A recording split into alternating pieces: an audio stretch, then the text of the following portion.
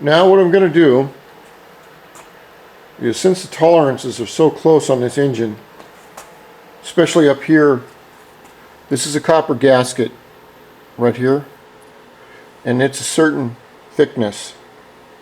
I don't know what the thickness is, it doesn't really matter.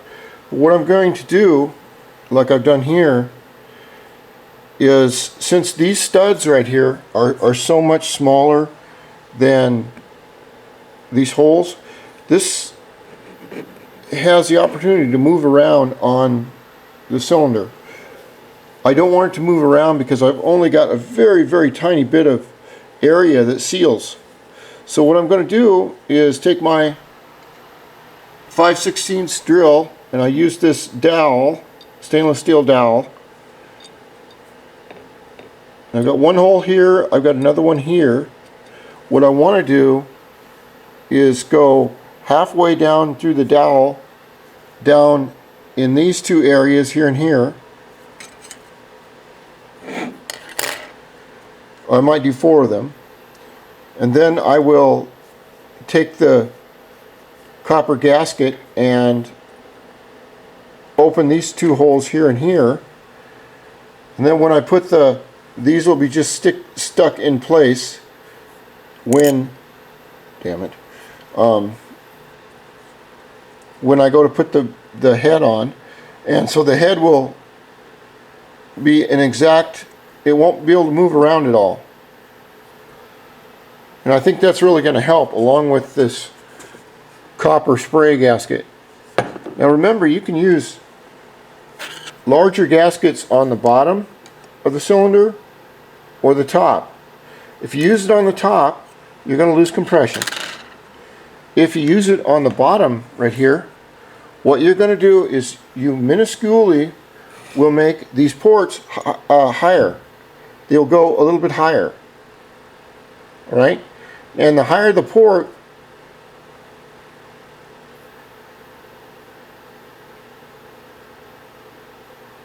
you'll lose top end on it, I believe. Now I'm thinking about it, I'm not sure. Well, anyway. So that's where I'm at right now. And these little dowels, they come with the motor. They're these little dowels right here. These are large dowels. They come 2, one here and one down here.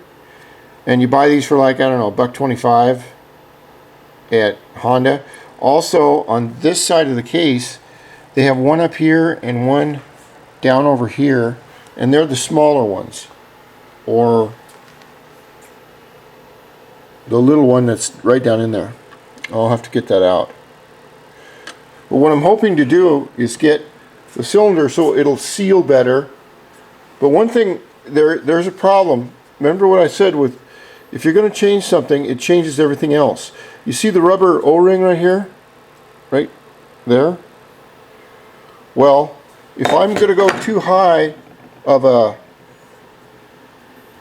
cylinder gasket here, then it won't seal around this edge, and therefore I'll have leakage.